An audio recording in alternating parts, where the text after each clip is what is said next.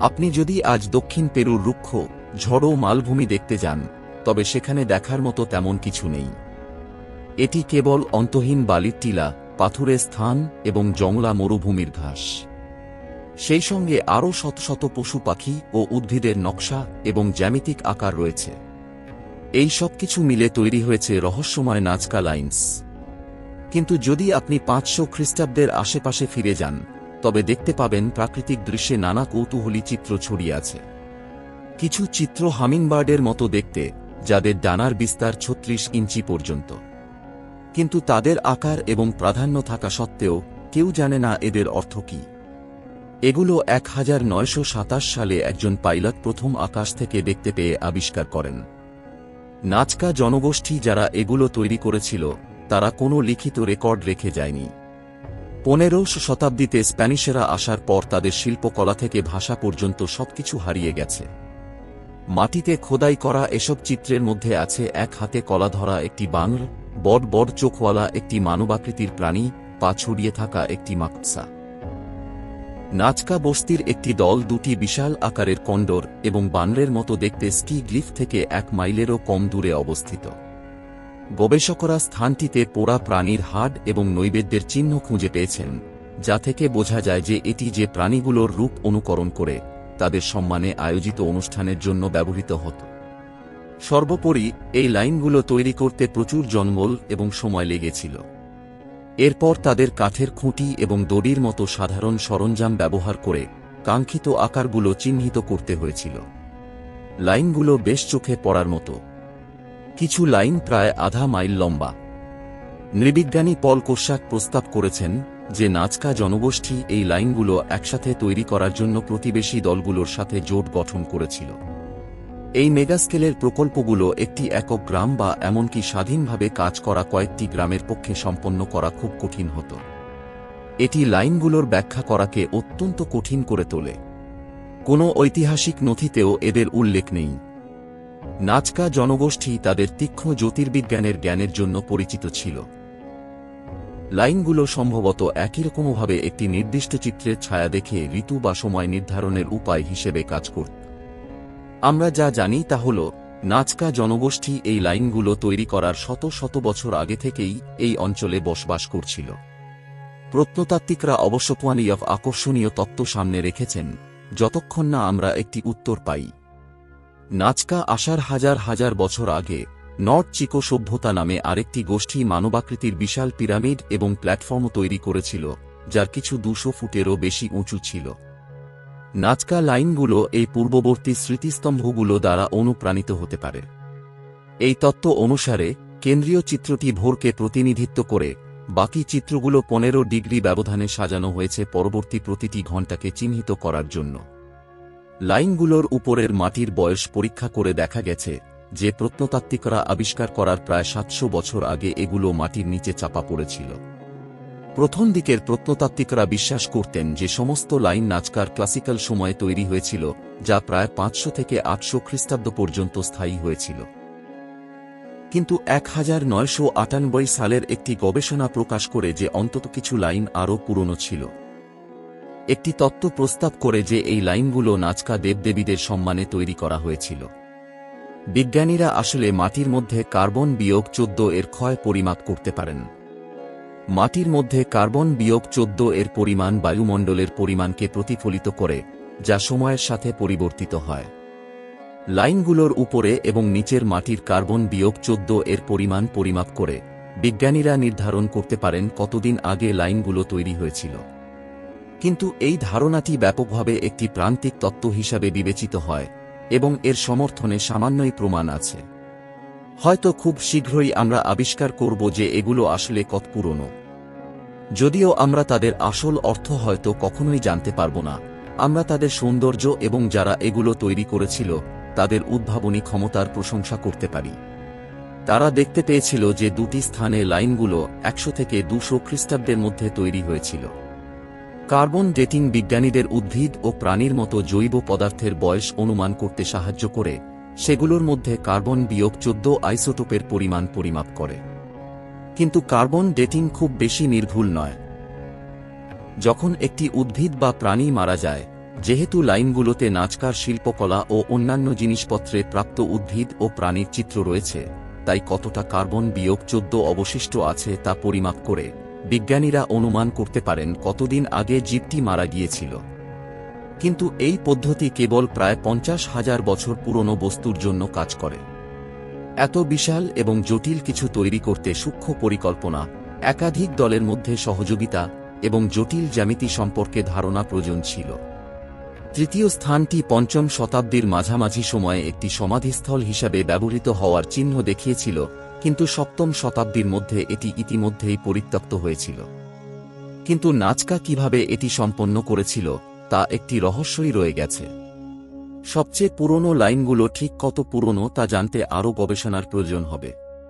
তাছাড়া carbon dating কৌশলটি আমাদের ঠিক কখন লাইনগুলো তৈরি হয়েছিল তা বলতে পারে না, কেবল কোন সময়সীমার মধ্যে সেগুলো তৈরি হয়েছিল তা জানাতে পারে।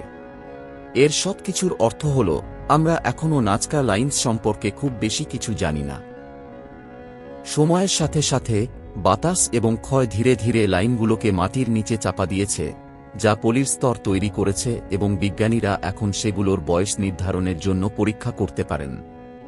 তারা প্রায় 100 খ্রিস্টপূর্বাব্দে উত্তর থেকে অভিবাসনের ঢেউয়ে এসেছিল, তাদের সাথে ধাতুবিদ্যা এবং শুষ্ক জমিতে চাষাবাদের নতুন পদ্ধতির মতো নতুন প্রযুক্তি নিয়ে এসেছিল।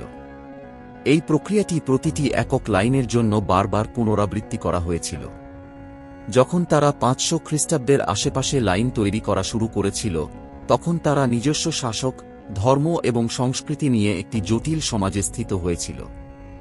জুমরফিক লাইনের সংখ্যা বিবেচনা করে মনে হয় নাজকা জনগোষ্ঠী প্রাণী দেবদেবীদের একটি দেবমণ্ডল পূজা করত, প্রতিটি নাজকাদের টিকে থাকার জন্য নির্ভরশীল বিভিন্ন প্রাকৃতিক প্রক্রিয়া, যেমন বৃষ্টি, উর্বরতা এবং উদ্ভিদের বৃদ্ধিকে প্রতিনিধিত্ব করত।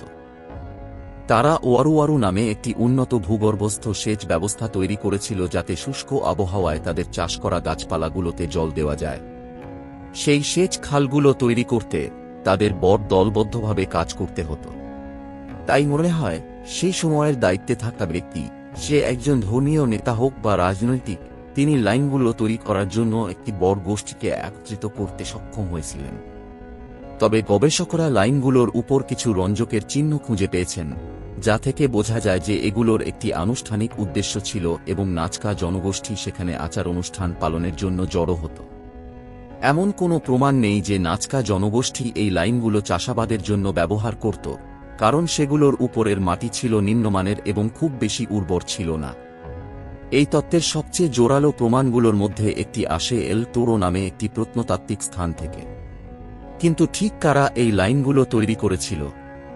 তাদের বিশাল আকার এবং জটিলতা বিবেচনা করে মনে হয় নাজকা জনগোষ্ঠী এগুলো একা তৈরি করেনি। কিন্তু যদি একাধিক গোষ্ঠী একত্রিত হয়ে দলগতভাবে কাজ করত, তবে এটি ব্যাখ্যা করতে পারত যে নাজকা কিভাবে কোনো লিখিত রেকর্ড বা তাদের শ্রমের অন্যান্য চিহ্ন না রেখেও সেগুলো তৈরি করতে পেরেছিল। শুধুমাত্র একটি লাইন তৈরি করার জন্য নাজকাদের প্রথমে ভূপৃষ্ঠের সমস্ত পাথর এবং গাছপালা সরিয়ে ফেলতে হতো, যাতে নিচে থাকা হালকা রঙের কাদামাটি উন্মুক্ত হয়। সেখান থেকে তারা আরও বেশি পাথর এবং মাটি সরিয়ে ফেলত যতক্ষণ না নকশাটি 10 ইঞ্চি গভীর এবং কিছু স্থানে 4 ফুট চওড়া হতো। কিন্তু তারা প্রথমে লাইনগুলো কেন তৈরি করেছিল? দুর্ভাগ্যবশত কেউ নিশ্চিতভাবে জানে না। এছাড়াও মনে হয় এগুলোর কিছু ধর্মীয় তাৎপর্য ছিল। মানবাকৃতিগুলো পূর্বপুরুষের আত্মাকে প্রতিনিধিত্ব করতে পারে, যখন জ্যামিতিক লাইনগুলো পৃথিবী এবং আত্মিক জগতের মধ্যে সংযোগকারী পথ হতে পারে। একটি বিকল্প তত্ত্ব প্রস্তাব করে যে লাইনগুলো একটি বিশাল জ্যোতির্বিজ্ঞানের ঘড়ি হিসাবে কাজ করত, সূর্য আকাশে ঘোরার সাথে সাথে সময়কে ট্র্যাক করত, এবং তাদের বাড়িতে এমনকি জানালগুলো অয়নান্ত এবং বিষুবগুলির সাথে সারিবদ্ধ ছিল।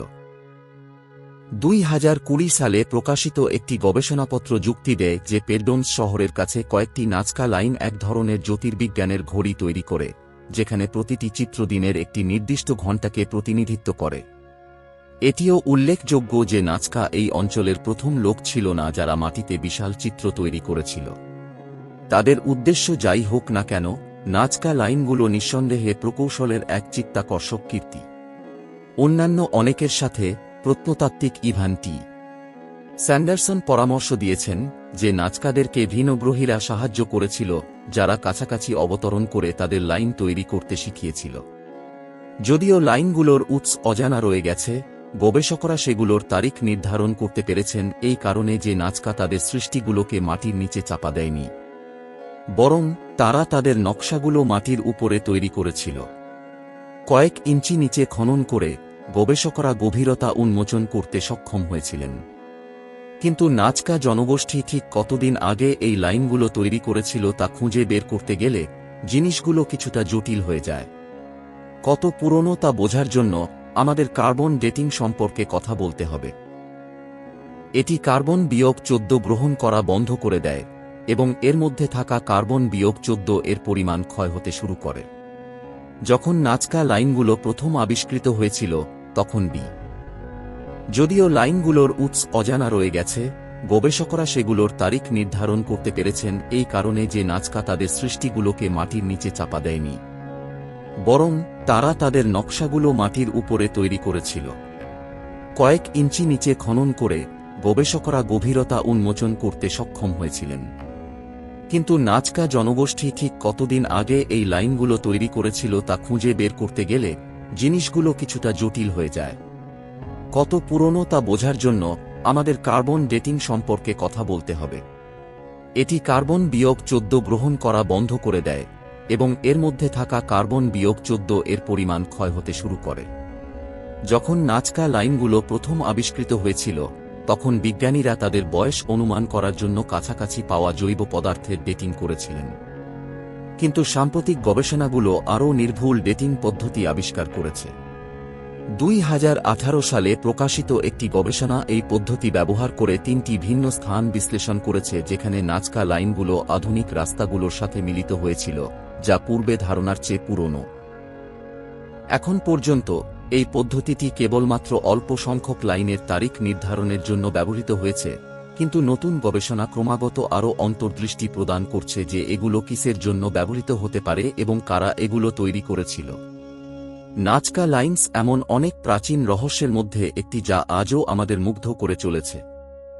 আজ এ পর্যন্ত, দেখা হবে পরের পর্বে। ধন্যবাদ। আসসালামু আলাইকুম।